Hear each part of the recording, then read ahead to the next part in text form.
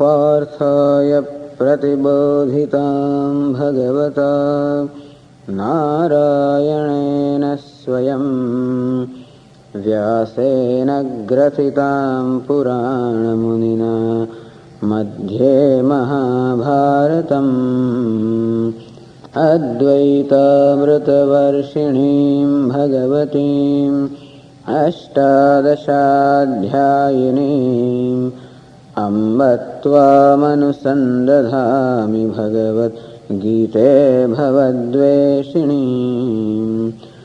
यं ब्रह्मा वरुणेन्द्ररुद्रमरुतः स्तुन्वन्ति दिव्यैस्तवैः वेदैः साङ्गपदक्रमोपनिषदैः गायन्ति यं सामगाः ध्यानावस्थिततद्गतेन मनसा पश्यन्ति यं योगिनः यस्यान्तन्न विदुःसुरासुरगणाः देवाय तस्मै नमः. We are going to discuss in these classes the third chapter of Bhagavad Gītā, which is from the page 21 of this camp booklet. It is called Karma Yoga, where Lord Krishna teaches the necessity of performance of action as well as the purpose and what is to be accomplished by performance of action. Mainly Lord Krishna makes a point how important it is to perform action in our life, and it is important for our spiritual growth. In as much as Gītā is moksha shastra, meaning it is meant for our freedom or liberation, meaning it is a scripture which tells us the end as well as the means of our spiritual growth. Therefore, how karma, meaning our day-to-day actions, how can these day-to-day actions be made means of our spiritual growth, for our self-growth? We know very well how actions can become means for our material growth. This is well known. And that is what everybody thinks, that by you perform the actions are means, and you achieve a variety of ends in terms of dharma, artha, kama, meaning you attain wealth, security, sensuous gratifications, pleasures.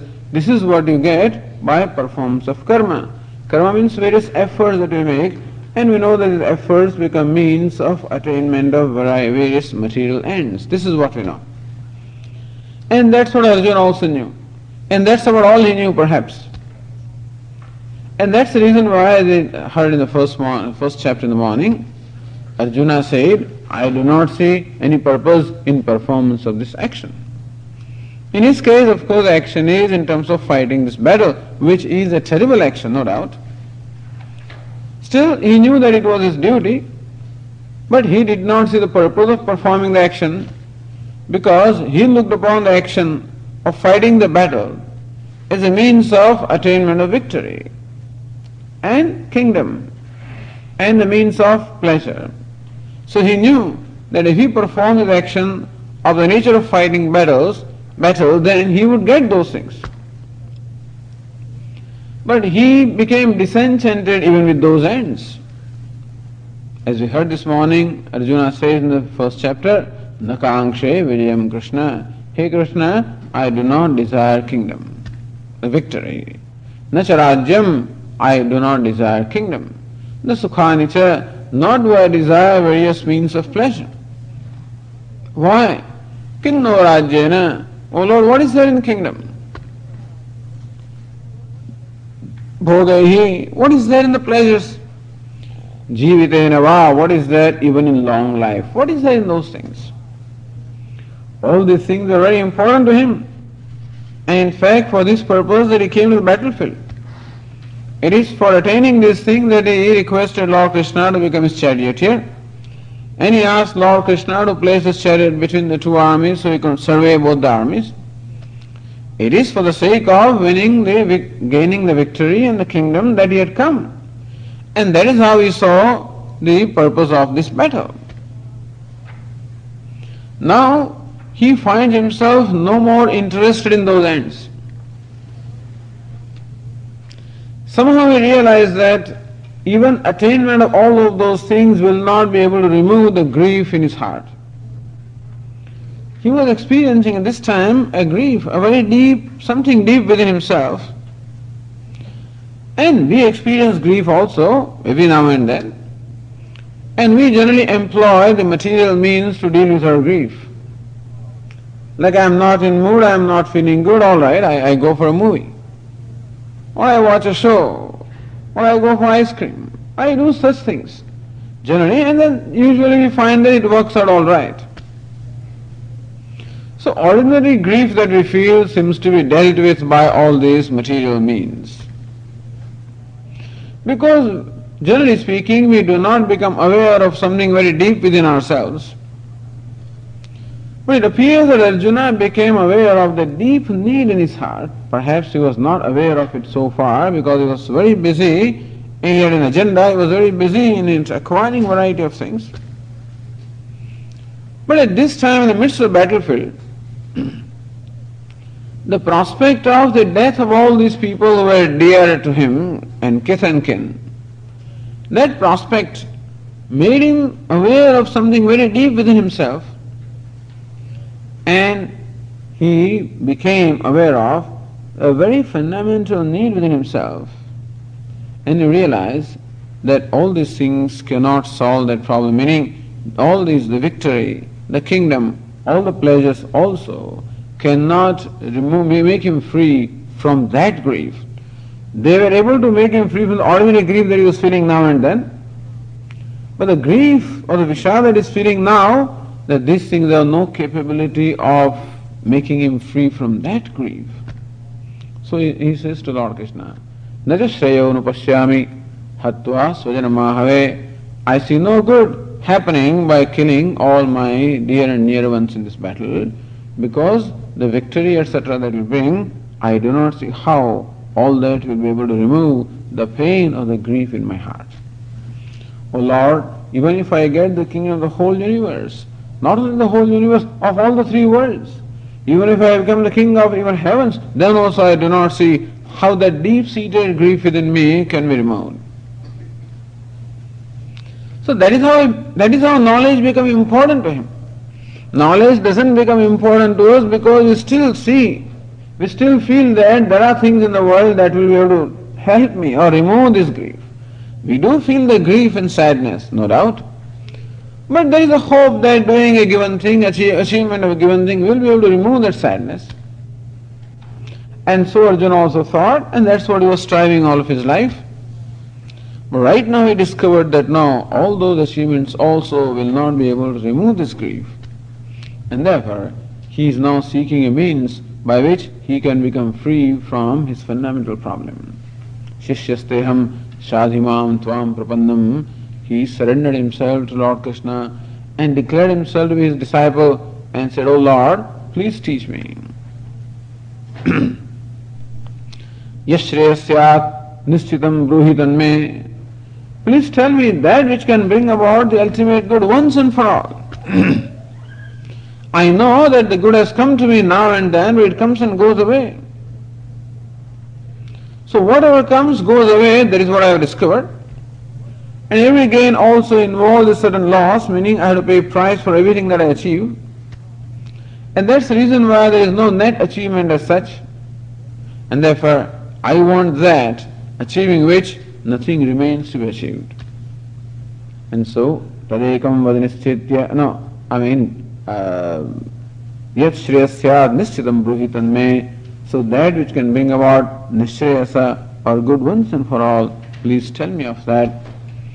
That is how Lord Krishna started the discourse. That Arjuna became a mukshu. He became desirous of moksha. Then alone the upadesha, then alone the teaching will be meaningful, otherwise it will not be. The teaching of Bhagavad Gītā may not become very meaningful to the person who has material ends. That's the reason why many conflicts are there. When people listen to the Bhagavad Gītā and the teaching of Gītā, and when Gītā talks about giving up attachment and yajna or self-sacrifice, all of these when they are taught, they seem to contradict the goals that we are seeking in our life, because what we are seeking are material goals, and this Upadesha doesn't come very handy there. When does this teaching become really meaningful? When our priorities become clear that what I am seeking in life is to be achieved from within myself, meaning has to be discovered with myself, it is not to be attained from somewhere other than myself. That what I am seeking is all there, and I am that. It is a matter of uncovering or unveiling something that is there, or bringing to manifestation what is already there.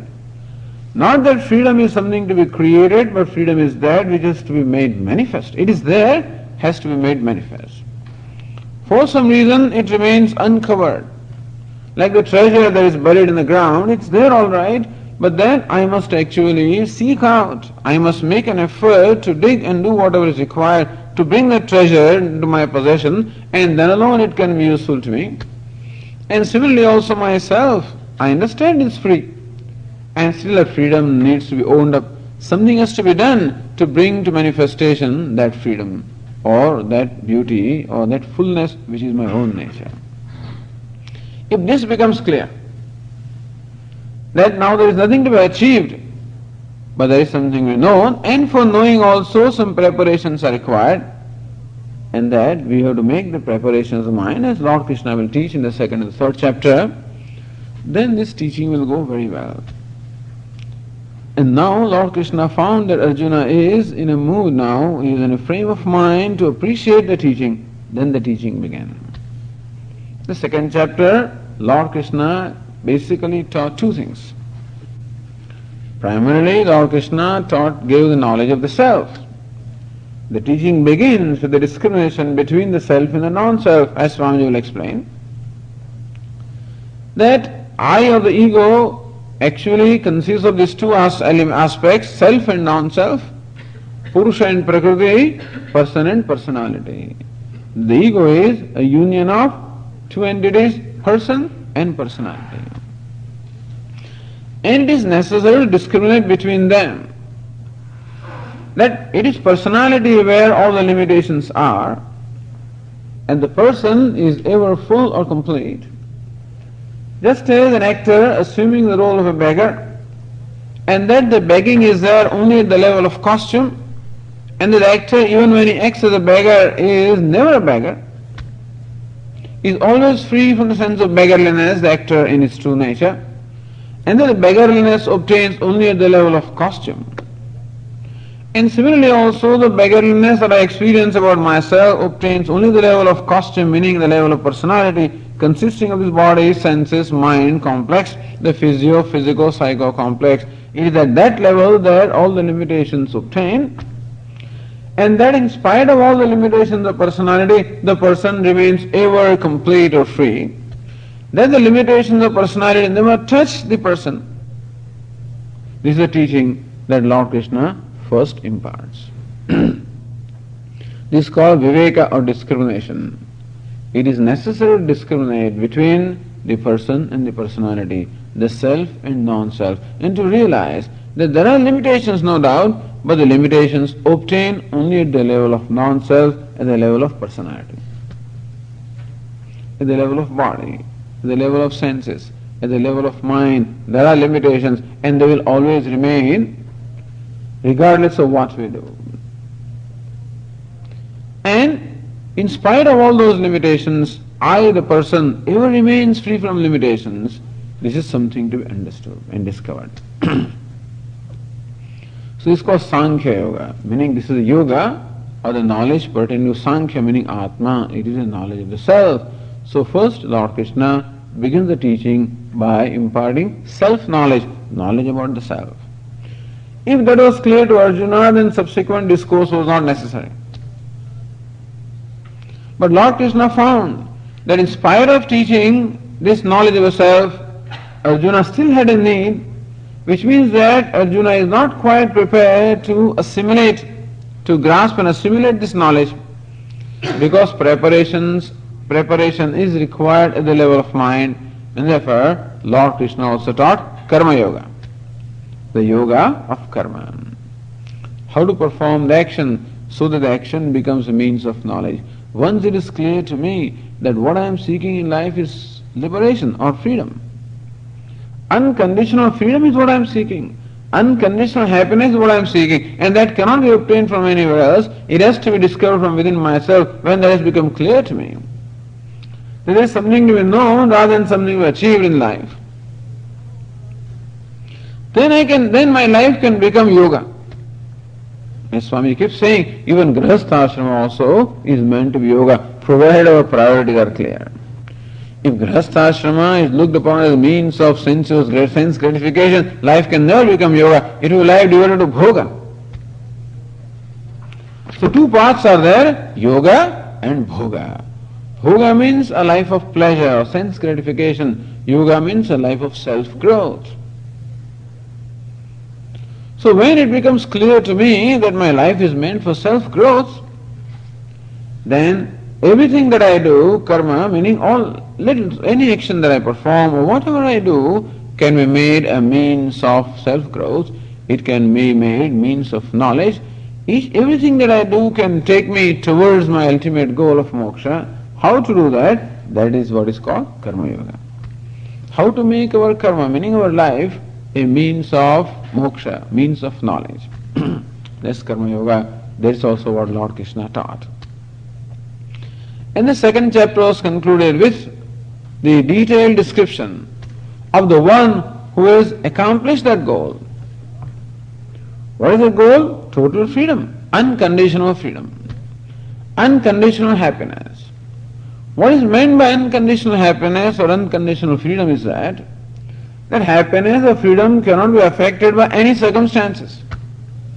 That it is not the personality where the freedom is, it is the person where the freedom is, and therefore any condition of personality cannot affect the freedom or cannot affect the happiness, and therefore what we call sthita prajna, or this man of abiding wisdom, he is described in last 18 verses of the second chapter in detail, where Lord Krishna shows how Atmaneva Atmana Tushtaha, he is happy with himself, by himself. Meaning he is free from all the inner conflicts.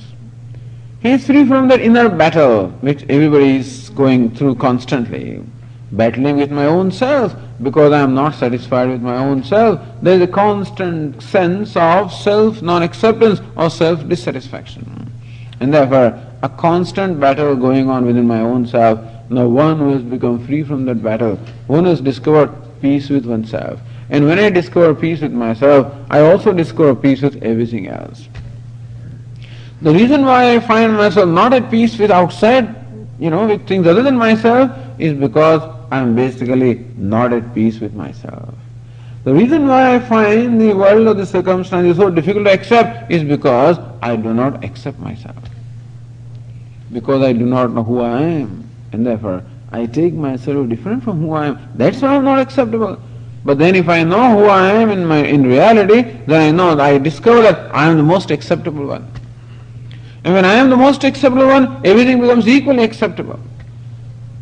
And that's the reason why he never gets perturbed in any situation, not because he is not sensitive to the situation, but because he abides in that self which cannot be perturbed or disturbed by any situation, by any state of personality. Like an actor who is free to assume any role. And therefore, what he is cannot be in any way affected by the role. Whether he becomes a beggar, becomes a king, or what it is. So when he acts as a beggar, he doesn't feel beggarly, and when he acts as a king, he doesn't feel kingly. He knows who he is. And so as a beggar, if he gets a kick, he is not insulted. As a king, if he gets garland, he is not praised. Even though outwardly he is insulted and outwardly he is praised, the honor and dishonor come to him. The actor does not feel dishonor when he is kicked, when he is acting as a beggar, does not feel honored when he is sitting on a throne while acting as a king, knowing fully well that honor and dishonor, both of them belong only at the level of the costume, at the level of role, and he is free from that. This is what we call unconditional freedom. And that is also unconditional happiness. He is happy for no reason at all, because happiness is a nature. Happiness is his nature, not only but our nature, everybody's nature. But he has removed the obstacles to the owning of that happiness, and rest of the people have obstacles, and therefore the happiness which is our own nature, we are not able to own up. This is it. This is how Lord Krishna concluded the discourse of the second chapter. And now Arjuna thus is told two things. One is Karma Yoga, and Lord Krishna asked more than one, asked of Arjuna that you should perform action. At the same time, Lord Krishna gave a detailed description of a wise man and thereby praising the wisdom. And therefore, Arjuna finds himself confused. Arjuna finds himself confused at the end of the discourse of the second chapter, because he finds that Lord Krishna is praising the wisdom on one hand, at the same time he himself is asked to perform action. Karmanyavadikaraste tasmad uttishta kaunteya yuddhaya kratnasya. Hey Kaunteya, hey Arjuna, therefore you arise, determined and resolved to fight this battle, you arise. So Arjuna himself is actually instructed to perform this action that is in front of him. At the same time, Lord Krishna is praising the wisdom of the knowledge in so many words, and therefore Arjuna does not know what is superior, is karma, the action superior, or knowledge superior. Or what should he do? Should he take to the path of karma or activity, or to the path of pursuit of knowledge? This is not clear to him, and therefore to get that clarification he asks the Lord Krishna, and that's why you find the third chapter begins with the question of Arjuna. So let us go to the third chapter. As I said, page 21 in your booklet. I will recite the verse 1 quarter at a time. You please repeat after me. We also have transliteration for those who cannot read the Devanagari. So page 21. Arjuna uvacha jayasi chet karmanaste mata buddhir janardana tatkim karmani ghore mam niyojayasi keshava.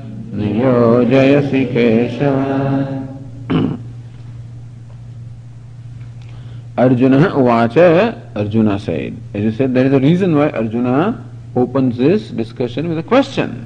Because there is this doubt in his mind as to what is that he should do. He heard what Lord Krishna said, but he could not understand, or he could not come to a conclusion as to what he should do. And that confusion in his mind is expressed in the first two verses.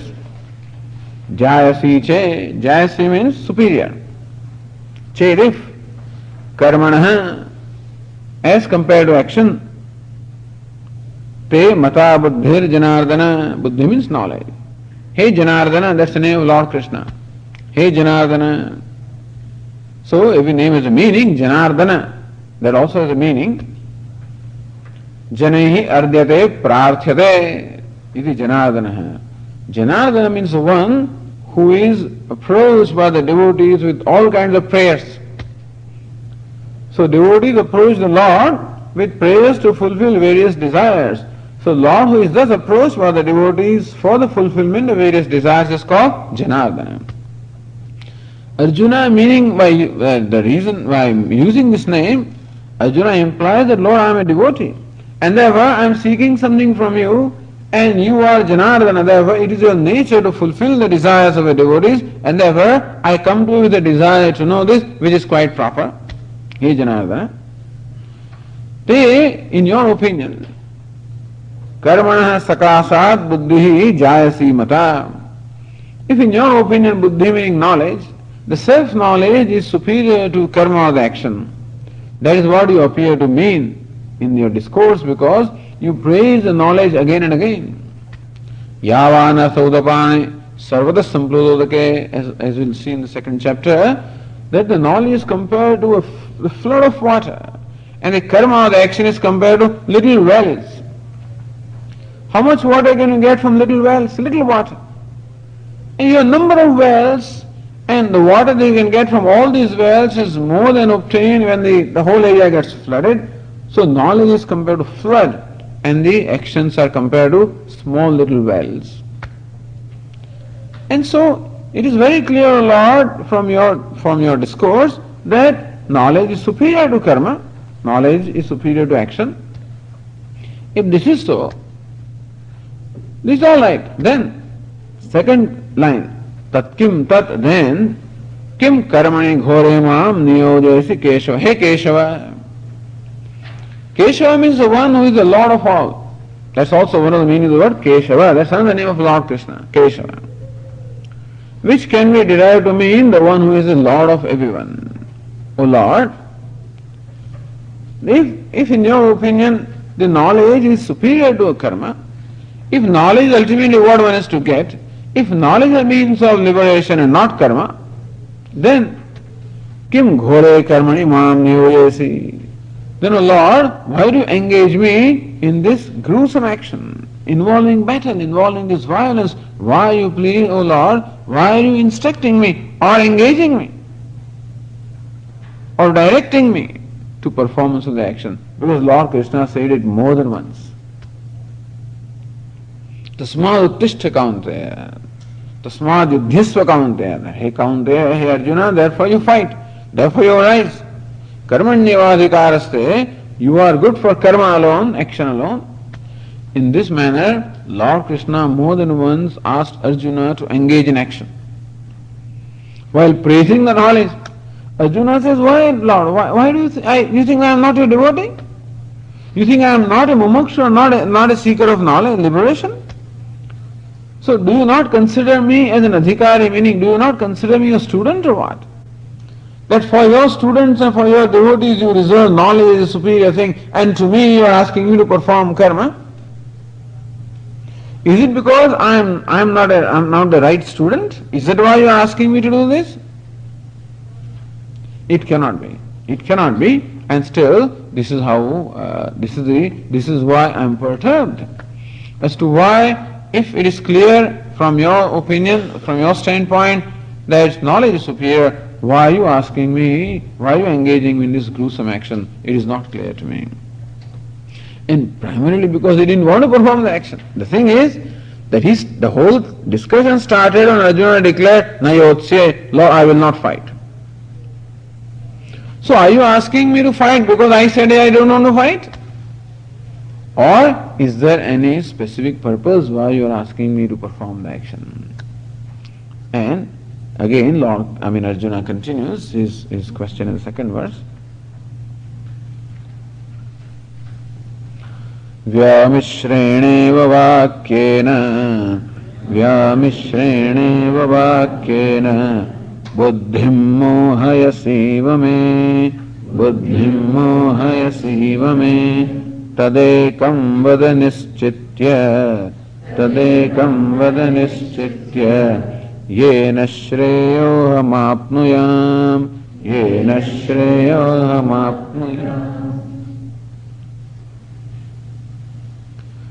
Vyamishrena, self-contrary. Vyamishra means mixed up or self-contradictory. Vakyena, O Lord, your statements appear to be self-contradictory. Because you see, the thing is, suppose we are telling our child, milk is good, your milk is complete food and this and that, After thus describing all the advantages of milk, we ask our child, therefore you drink water, something like that. So then the child will say, wait a minute. On one hand you are describing the glories of milk, on the other hand you are asking me to drink water, meaning that my brother can get milk and I don't get milk. Is that how it means?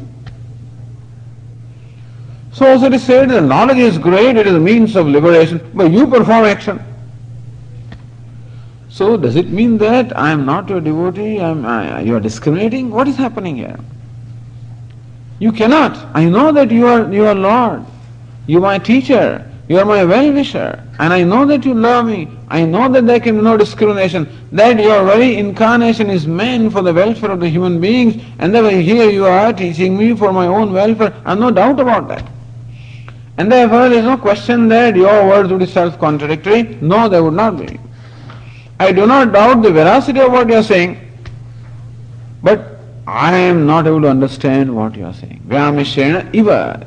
So, you say Vyamishrena iva. Vyamishrena iva. As though your words are self-contradictory. Not that your words can never be self-contradictory. You are clear, but I am not able to clearly understand you. Buddhim mohasi iva. You are as though deluding, confusing me, as though confusing me. I know that you cannot confuse me, meaning that your purpose cannot be to confuse me. Your purpose must be, I know your purpose is, in fact, to clarify things for me. But somehow, I being one of dull intellect, that because my mind is not sharp, that's the reason why I am not able to quite grasp the significance of action and the place of knowledge. I am not able to grasp. Because I know that these are two different things.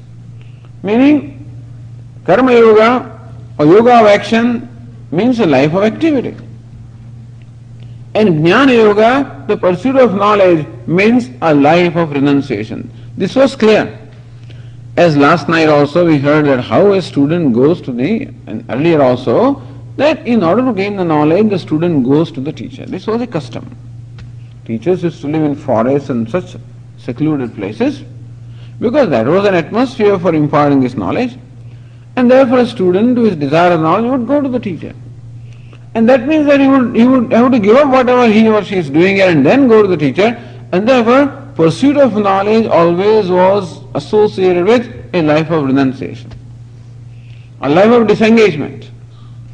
Not that a person who is in activity not pursue knowledge, but then ultimately, when it becomes the priorities become clear, that it becomes very clear to me that all I need in my life is knowledge and nothing else, and that I have no other commitment or responsibility, this becomes clear, then there is a sanction in the scriptures that one can give up all the activities and responsibilities and can retire with the teacher and dedicate oneself totally to the pursuit of knowledge. You can't do that if you are performing actions. That means that performance of actions on one hand and pursuing this knowledge or abiding in the pursuit of knowledge on the other hand, both of these cannot be done simultaneously by the same person. One involves engagement, other one involves disengagement. And therefore, this karma yoga and jnana yoga, meaning that dedication to life of activity and dedication to life of pursuit of knowledge, these involve different kinds of dispositions. One involves a contemplative disposition where the mind does nothing other than contemplating upon the subtle truths of the scriptures, and other is a mind that is contemplating upon activity. So when I am performing action, then I have to think about what I am going to do, how I am going to do. I must do that. That means that my mind must necessarily be engaged with things outside of myself. Whereas pursuit of knowledge means my mind is engaged upon the contemplation of the self, upon the truth. So these two things, mind cannot simultaneously be engaged in the contemplation upon non-self and the self, because these two are opposed to each other. Therefore, these two cannot be simultaneously undertaken by one person. Therefore, Arjuna says in the second line, Tadekam vadanischitya yena shreyaha aham apnayam. Therefore, Lord Krishna, you please decide in your own mind. Not decide as to what is right and what is wrong. Decide in your mind what is good for me. Am I, in your opinion, what should I do? Should I take to the life of activity or should I take to the life of pursuit of knowledge? You please decide as to which is the one that I should take up in order that I can ultimately attain the nishreyasa, the ultimate goal of my life I can attain. So you decide whether it is karma or the jnanam, which is that which I should follow. In short, Arjuna has not understood one thing, that in fact both are required, but in different stages. That a person needs both. But in the initial stages, a person needs life of activity. Because karma, as it is taught in the second chapter and will be taught in the third chapter and in many places throughout Gītā, that karma or the action is a means of self-purification. When action is performed in a spirit of offering, in a spirit of service, in a spirit of worship, so when action is performed in the spirit of worship, that action becomes a means of self-purification, purification of my mind. And that is a necessary requirement for pursuit of knowledge. For the simple reason that only that mind is an abiding mind. The mind that is otherwise the mind that often comes under the spell of likes and dislikes and anger and greed, etc., that cannot be a steady mind. It is an extrovert mind. And therefore, that mind will always keep on running out towards things. And with an extrovert mind, with a distracted mind, the mind that is controlled by likes and dislikes, so mind that does not enjoy that poise, with that mind, it is not possible to contemplate upon the meaning of the scriptures or to profitably to profit from the teaching of the teacher. So Lord Krishna says, for pursuit of knowledge, you require a mind that is contemplative, which is essentially free from impurities and distractions, which is an abiding mind, a mind that enjoys the listening, that enjoys contemplation upon that. It doesn't want anything else. Here what happens is, we can attend the classes all right, but how long can you attend? How long can we do this? For 1 hour it's all right. That itself is too long, 1 hour itself becomes very long. And so we keep looking at our watches and things like that all right. Now when is this going to? Sometimes. And after that we must have coffee, we must have something, After a break you can go through with it for another 1 hour, that's all. And then that's it, no more. There's a limit because the mind gets tired, because this requires an attention, it requires a focus. And the mind gets tired. It wants some activity, it wants some change, it wants some relaxation. It's understood. But suppose there's a mind that enjoys this. Like someone comes and says to me, Swamiji, I wish that the class went on for 3 hours, That's a great compliment that you can receive, But there is someone who thinks like that, oh how nice it would be if it goes on, this doesn't stop, Swami. Sometimes I feel that they should not stop. Suppose a person has a mind like that, who can listen to the teacher and who enjoys contemplating, reflecting upon what has been listened to, and thus the mind is so prepared that it just is focused on this only, then for that mind, performing action would be a distraction. You want to meditate, you want to study, you want to know that. And then someone says, now is the time for karma yoga, come on, go and, now vacuum this hall. Says, wait a minute, I don't want to bother with that. Or go and clean the ground or something like that. You don't want to do that because you rather want to be with yourself. So we know this. Very often we like that I do not want any disturbance at all. And that time a bell rings, the telephone rings, I just hate it. I may hate it for two reasons. I hate telephone or I hate to be disturbed. So often we don't want to disturb because I want to be quiet. I enjoy that quietude. And I enjoy reading something, studying something, listening to something, reciting something. When I enjoy that, I do not then action of my duty, oh boy, now I have to go to school to pick up my children, okay, becomes a distraction. So, even activity becomes a distraction for a mind that has attained that self-purification and contemplativeness, and that mind will only enjoy the pursuit of knowledge and nothing else. On the other hand, when the mind is not prepared like that, then to force that mind to all the time sit and study. We know what happens to our children, We force them to study. Here, of course, around the year they have to work hard, and so it's not that at the time of exam they have to study more, maybe a little more. But in India, still the education system being what it is, everything hinges on the world's final examination. That's the most critical test. And so you must prepare. And generally students wake up at the last moment. Last 1 month, they really become sannyasis. You have to see them. There's no activity, no TV, no movie, nothing at all. I remember a friend of mine used to get his head shaven with one tuft here and literally tied there, so that he can. So the idea is that if he goes immediately, he'll wake up because it's tied up. But there is a renunciation, that is called apada sannyasa, meaning you have taken the renunciation because there is no choice at all. But how difficult it becomes then? Children, they complain, Swamiji, I am not interested. I am not interested in geography and history and things like that. So it's so difficult to focus the mind because the whole year he has only played and not paid much attention to study. And all of a sudden to make that mind study for hours and hours becomes very difficult. In short, we recognize here two kinds of dispositions of mind. One is a disposition of where the mind is more prone to activity and enjoys activity.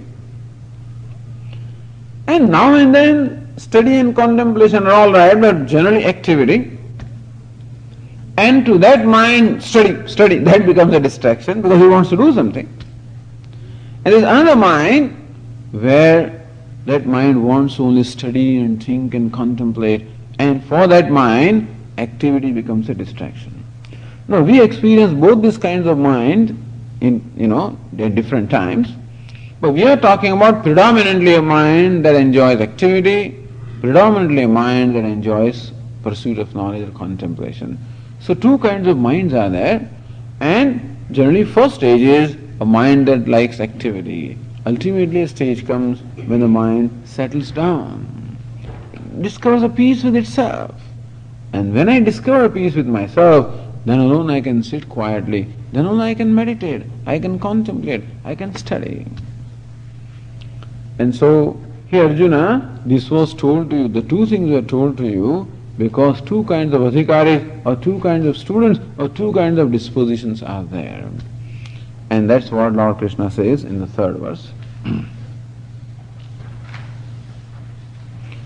Shri Bhagavan Uvacha Shri Bhagavan Uvacha Lokesmin Dvividha Nishtha Lokesmin Dvividha Nishtha Pura Prokta Maya Nagha Pura Prokta Maya Nagha Jnana Yogena Sankhyanam Jnana Yogena Sankhyanam Karma Yogena Yoginam Karma Yogena Yoginam. Shri Bhagavan Vacha, the Lord said, Loke Asmin Dvividhanishta Pura Prokta Maya Anagha. Arjuna is addressed Anagha. Agha means sin. Anagha, a sinless one. Arjuna is sinless, meaning, as his name indicates, he is a very straightforward person. Arjuna, the very name means Rujutvat Arjunaha. Ruju means a straightforward person. So Arjuna is a very straightforward person. That's what his name suggests. There is a tree called Arjuna also. And the tree also is straight. No crookedness there. So Arjuna is the one who is free from crookedness, free from spite, because he had lived a life of dharma, life of righteousness. As Swamiji told this morning, the Pandavas led a life of dharma or righteousness. And that dharma or righteousness brings about a lot of internal purification.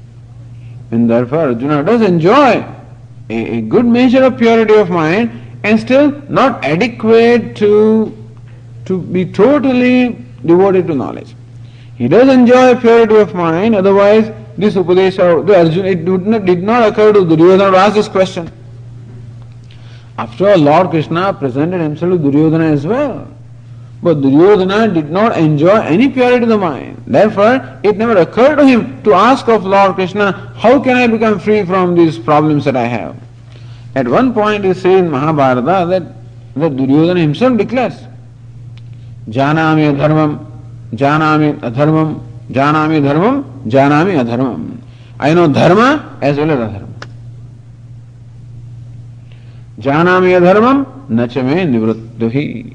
Janami dharmam nachame pravritti. I know what righteousness is, but I cannot bring about myself to do that. And I know what unrighteousness is, but I cannot somehow become free from that. There is something within me that propels me to perform these actions. And therefore, Duryodhana did not enjoy that frame of mind even to ask of this knowledge. Thus, Arjuna is an adhikari for the knowledge. Adhikari means a fit student for the knowledge, but not totally fit to renounce everything and lead only a contemplative life as yet. So first comes then the life of dharma. Dharma means life of values and righteousness. Then comes life of karma yoga, meaning life of self-sacrifice or life of actions performed in the spirit of worship, what they call selfless action. And third comes the life devoted to pursuit of knowledge. 3 stages are there. Arjuna has passed through the first stage. That's what qualified him to this Upadesha, this teaching. Whoever comes here are all in the category of Arjuna, naturally, because otherwise nobody would come here. Why should people come here for a week or 8 days or whatever it is? There are many things. One could go to the beach and then, get suntan and then do all kinds of things. Why should they come here? Because there's a value. Swami, we come here because of our children. That also is true. Sometimes children bring the parents here, that also happens sometimes. But anyway, people come here because there is a value. And that shows that a certain measure of self-purification is there. Arjuna is addressed as Anagha, O sinless one, because deliberately he would never perform any unrighteous action. Loke asmin dvidhanistha pura prokta maya. Here Arjuna, maya meaning in the beginning, right at the time of creation of the universe, asmin loke in this world,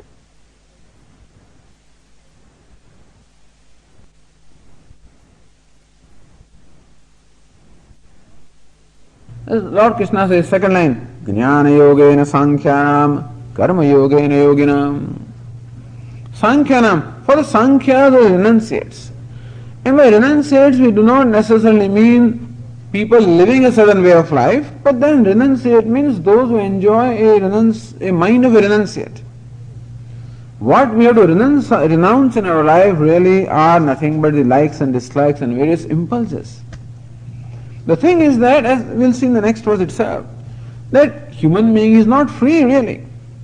In one, politically we may be free all right, but still we are not free in as much as many of our actions are actually governed by our impulses and not by our discriminating intellect.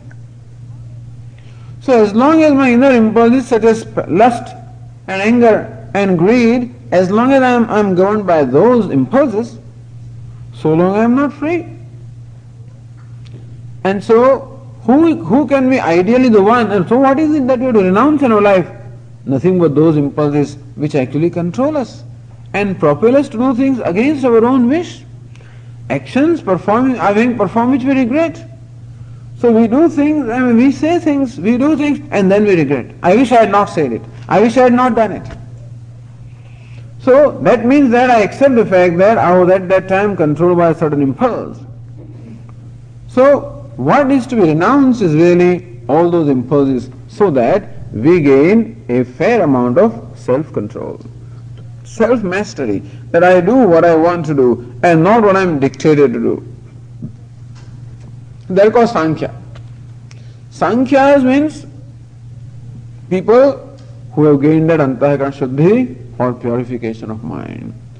Those who enjoy mind which enjoy the poise, a certain leisure, and not propelled by different impulses. So only when we enjoy that inner leisure, that is when it is possible to devote ourselves to the pursuit of knowledge. They go Sankhya.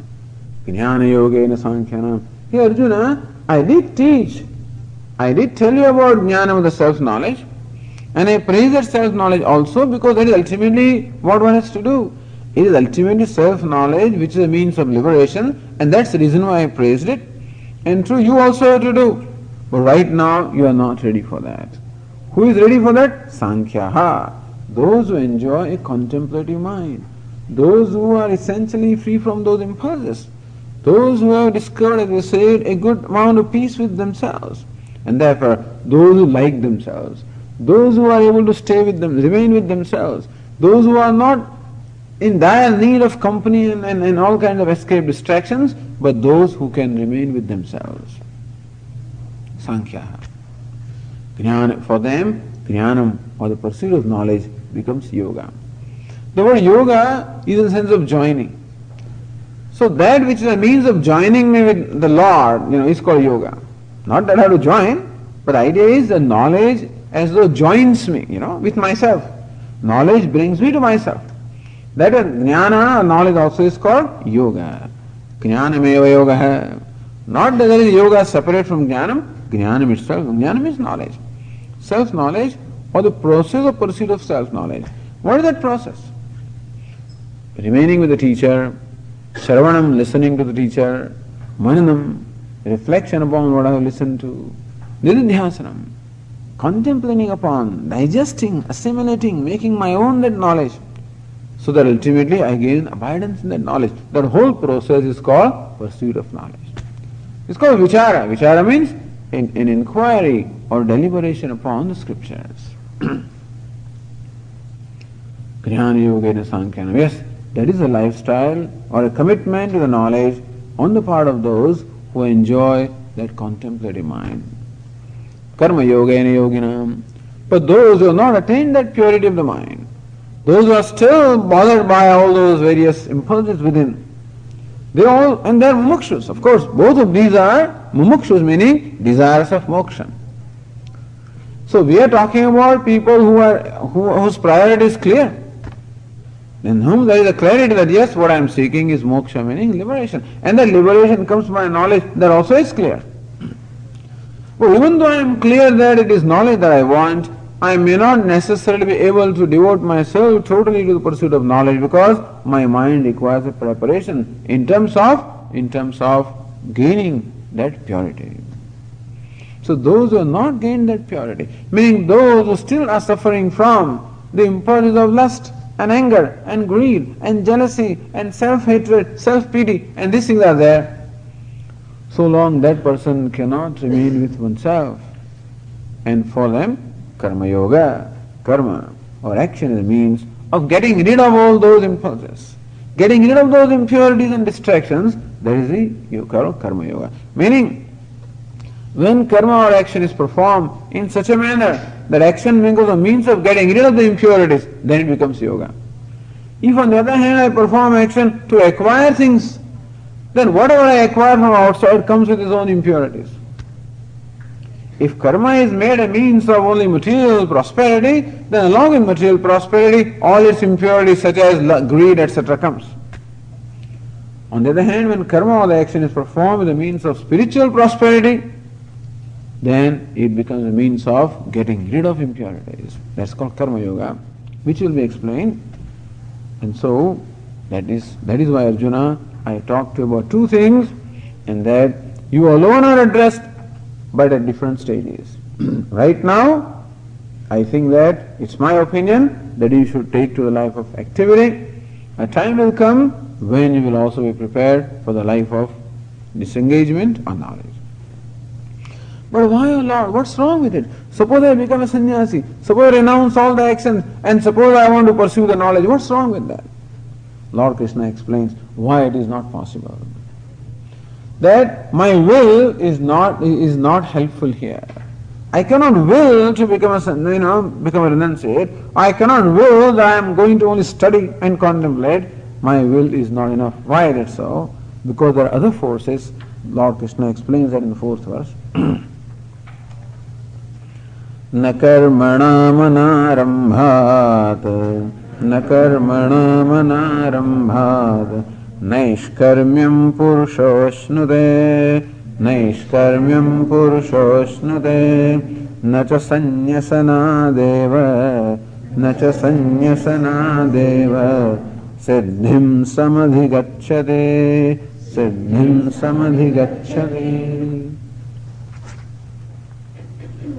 Na karmanam anarambhat. Anarambha, non-performance. Karmanam anarambhat, by non-performance of action, meaning by giving up the action. That means that the duties are there, I don't do them. Naishkarmyam purushah nasnute. Here Arjuna, merely by not performing actions, you cannot attain what is called Naishkarmya. Nishkarmasya bhavaha Naishkarmyam. Nishkarma. So Nishkarma is a state of freedom from action. Meaning a freedom from need of action, put it this way. What is called Naishkarmya, or there's another word for moksha, liberation. So what is called liberation? What is freedom? Freedom can be described in many ways. One way to describe is freedom from need to perform action.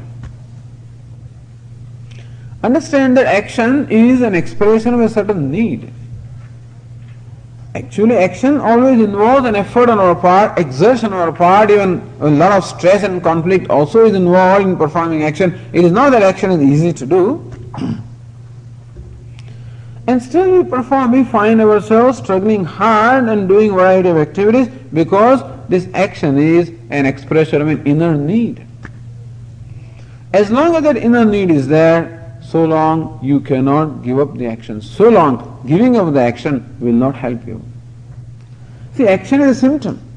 When I do things, they are a symptom of an inner restlessness. An inner restlessness.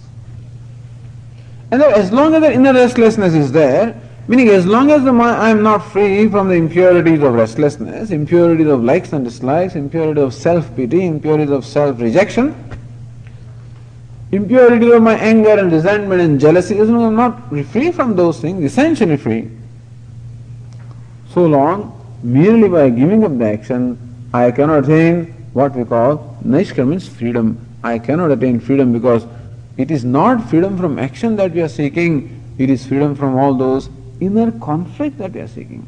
Here Arjuna, as long as all those inner conflicts are there, even if you do not perform action, the conflicts will not go away. And what you are seeking in life is not freedom from action, you are seeking freedom from conflicts, inner conflicts. And those conflicts alone are called impurities.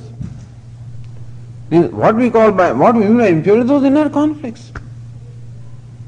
Sense of hurt, sense of guilt, they are all conflicts. That's all impurity. I keep on getting hurt when things don't go my way. I keep on feeling guilty because again and again I find myself doing things that are not in keeping with my values. Here, as long as those things are there, karma is a means of getting rid of them. And if you give the means, if you give the very means of getting rid of the impurity, all the impurities will remain within yourself and they will always govern you. Where is the freedom? Therefore, Naishkarmyam nasnute, one cannot attain the freedom of the nature of inner leisure. Call it Naishkarmya, moksha means inner leisure, absolute leisure. One must attain a relative leisure in order to attain absolute leisure. One must attain a relative freedom from inner conflicts in order to attain the absolute freedom. Karma Yoga enables us to attain a relative freedom from inner conflicts, and Jnana Yoga helps us to attain the ultimate freedom. Karma and Jnana. Therefore, the pursuit of freedom is in two stages. One is the relative, other is the absolute. But the relative freedom must be there in order to pursue the absolute freedom. This is the teaching of Bhagavad Gītā. That is why Brahma Vidya and Yoga Shastra. We are taught Yoga Shastra also to gain the relative freedom, Brahma Vidya, to attain the ultimate freedom. Oh Lord, but suppose I renounce, I become a renunciate. There are two things. I remain in the home and I don't do anything. There are also some people do, They don't do their duty. They go to work all night but don't do anything. Of course, in the United States that scope is no more there. It used to be there even here also 25, 30 years ago because the people had become very, because of comfort and things like that ethic, and that work discipline was slowly becoming loose and now it's being tightened up. Anyway, the thing is, still you can get away without doing much in India. You can go to your place of work, get your full salary, and still very cleverly avoid doing things. And that way people seem to experience the sense of freedom. That's called karma anarambha, non-performance of action. Says that way you are going to slip into tamas, into only in inertia. You are not going to rise to purity, you are going to slip into inertia. But suppose I retire. Retire means what? There is no duty at all. Yeah? Retirement means. That's called sannyasa. Sannyasa means retirement, no duty. Says even if you retire, the inner stuff will still remain with you wherever you go. Even if you go out as a sannyasi, all that inner conflicts and all that impurity will go with you. So second line says, Nacha sannyasana siddhim samadhigathyati. And not even by sannyas or renunciation that one can attain perfection. So it is not renunciation in terms of a lifestyle that is a means of perfection. It is renunciation in terms of inner impurities that is a means of perfection. So by renunciation we should always understand renunciation of inner conflicts, renunciation of likes and dislikes, renunciation of lust and anger. That is what we have to renounce.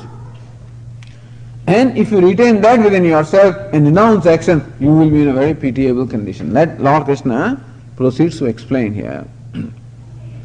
The first line, Na karmanam anarambhat naishkarmyam purusha asnute. That merely by non-performance of action, you cannot attain freedom from action. Why? The reason explained in the 5th verse. Nahi kaschit kshanamapi Nahi kaschit kshanamapi Jato tishthatya karma krita Jato tishthatya karma krita Karyate hyavashah karma Karyate hyavashah karma Sarvah prakriti jair gunaihi Sarvah prakriti jair gunaihi. Nahi, he means because kaschita, no one. Who is no one? No one who is an impure mind. Let us say, no one will attain that self-purity. Kshanamapi akarmakrit tishthate jatu. One is not able to sit quiet or actionless even for a moment as long as the mind has not been purified. So Lord Krishna says, as long as you have not attained that purity, as long as attained the attachments and aversions are there, as long as his hurts and guilts are there, as long as lust and greed and anger are there, so long, even for a moment, you cannot sit quietly without doing something. You'll do something. Even if physically I am sitting quietly, physically also it's so difficult. I'll be, person is sitting there and apparently not doing something, but he's drawing some doodles, doing something. His fingers are moving, his hands are moving, something is happening. His legs are moving, his body is moving, something is always happening. That inner restlessness comes out in some form or the other. Even for a moment, when Swamiji used to tell us, there was a big gathering, in Bombay in the sands of Chowpatty, and these lectures were being given, these courses. And after a while, the speaker, he paid attention to the people, all the listeners, audience, and he found a very strange thing happening. All the people, listeners, were sitting in the sands on the beach of Chowpatty in Bombay. And you know what he found them doing? Everyone was taking sand in one hand and pouring it on the hand. In this hand, they were all listening all right, They were listening to the lecture all right. At the same time, doing this. Usually, this is all right, but when we have all these daris, meaning when we have the mats, generally with this, after these lectures, you lose a part of the mat, People keep on pulling out the threads. They sit and pull out the threads.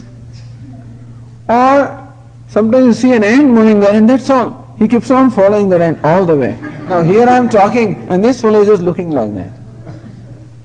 Or you see a movement outside. Here is just a sound, It's amazing how right immediately people respond to the sound of the 1 hour lecture here, there's no response, it seems. But slight sound outside, immediately there is a response, The idea is that the mind is so restless that it finds it so difficult to just sit quietly. As long as that inner restlessness is there, inner conflict is there, as long as we said, the self, the conflict with one's own self is there. I said, there's constant battle going on within myself, with myself. Because I'm not happy with myself. And therefore, as long as that self-dissatisfaction is there, and it's in a pronounced measure, it is very difficult for anybody to sit quietly because the mind is restless. It is impossible to keep the body quiet for any length of time as long as the mind is restless. So Lord Krishna says, not even for a moment, a person of an impure mind can sit quietly without doing something. Why is it so? Karyate hi avashah karma sarvaha prakrutidehi gunahi. Because everybody is made to act helplessly. It is not that we do things because we want to do. Helplessly a person is made to act by the compulsions which arise from within oneself. That inner conflict compels me to do something, because I cannot remain with conflict. I cannot remain with inner restlessness. That inner restlessness seeks an expression. It compels me to do something. And so I am sitting there trying to meditate, and then I hear the sound of the tap, tuck, tuck, tuck. This might be, that may be happening to you also sometime. The tap is not totally closed, and therefore the water is leaking out. Tick, tick, or tup, tup, tup. My mind says, come on, go and close this. I say, wait a minute, I am meditating right now. Don't worry about that. I don't want to worry about that. But I start repeating my name, Om Namah Shivaya. Then, but mind goes there, tup, tup, tup. And it forces me to get up from my seat and close that. Okay, I close it and come back. Again I start, Om Namah Shivaya. And then the clock, click, click, click. I know when we were students actually, one of our co-students got so upset with this clock. He took this clock which was doing tick, tick, tick. He wrapped it in a big towel and placed it underneath somewhere so that he would not hear that. Because it is that a whole day we never hear, we don't even know there is a clock really. Normally we don't become aware of these clocks and stuff like that. It's only when I want to meditate that every sound becomes so important to me. Everything seems to disturb me because my mind finds it so difficult to focus itself. There is something inside that propels me to do things, and I find that I cannot sit quietly. Like this fellow comes home from work, hard day's work, comes home to relax, comes home in the evening, sits in his chair, has a cup of coffee. Now he doesn't have to answer any telephone, he doesn't have to do anything. He is relaxing. How long can he relax? For 1 minute at the most. Now then he has a remote control, he switches on the channel. But sit quietly, enjoy yourself, that's okay. If he doesn't find, keeps on switching the channel, doesn't find it interesting, puts it there, switch, immediately the remote, everything is remote. So now he has the cordless telephone. He contacts his friends, doesn't find the fellows, puts it away. And then now he must do something, he takes a newspaper, something or other he has to do, because he cannot enjoy even a moment of relaxation. How ironical it is that when I am at work, I am always waiting for 5 o'clock, so I can go home and relax. I remember in olden days in New York City, people used to ride subways and buses, and you have to see them. They seem to be in such a hurry that as though there's going to be an earthquake, or whatever, I don't know what. But they just rush, and they into the subway train, and I will be standing generally at the door of the subway train, and when the door opens, you need not do anything, you will be transferred up all the way. People they'll just, they will push you, not only on the platform, all the way up the ladder. And they rush and run to their bus stop.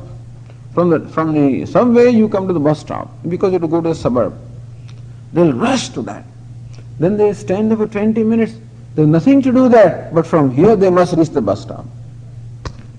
And after bus stop, again rush to the home. Nothing to do, and still they have to rush.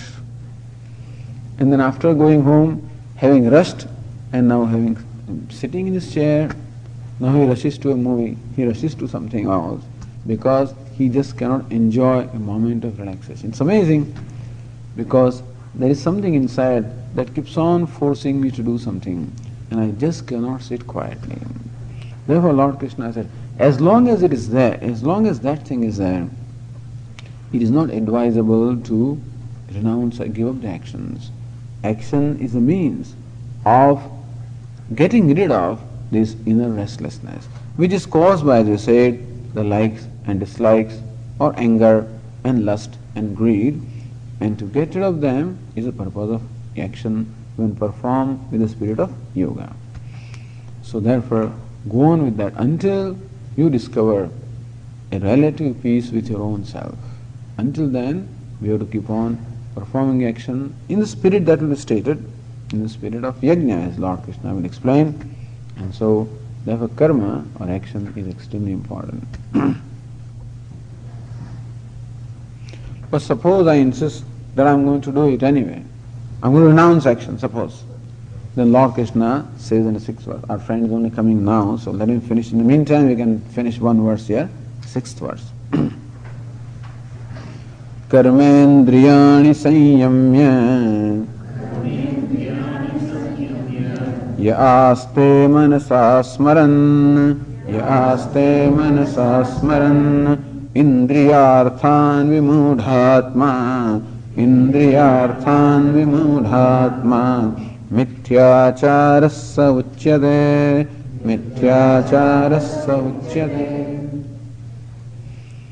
Suppose somebody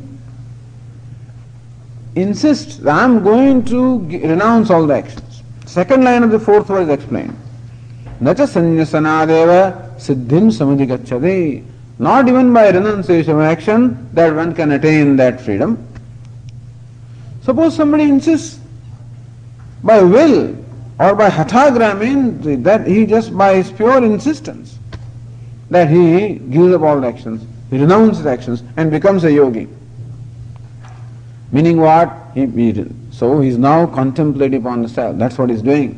Karmendriyani sanyamya, controlling all the organs of action, like hands, legs and speech and everything. But he is vimudhatma. This fellow is vimudhatma, he is a deluded fellow. Meaning he does not know what is the role of karma and what is the role of jnanam. He doesn't know who is adhikari for karma, who is adhikari for jnanam. Not understanding that, he declares himself as adhikari or fit student for knowledge. And without the prior preparation that is required, he renounces action. And now he wants to contemplate upon the self. Therefore, karmendriyani sanyamya. All his hands, legs, speech, everything is now controlled. That I can control. Meaning I can employ my will as far as my limbs are concerned. I can, up to a certain point, even that also is difficult. It's not even possible to control the fingers for a long time, but I can perhaps, by will, I can keep, all these organs tight, limbs all tight. But the mind, I cannot. Yaaste manasa smaran indriyarthan. Poor mind.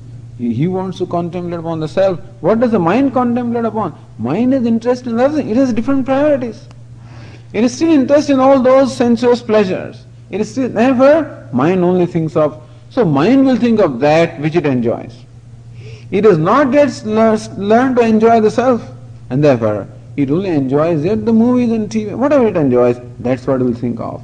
So even while meditating also, that is what I think. Or as soon as his meditation is over, what I am going to do. That's what he thinks.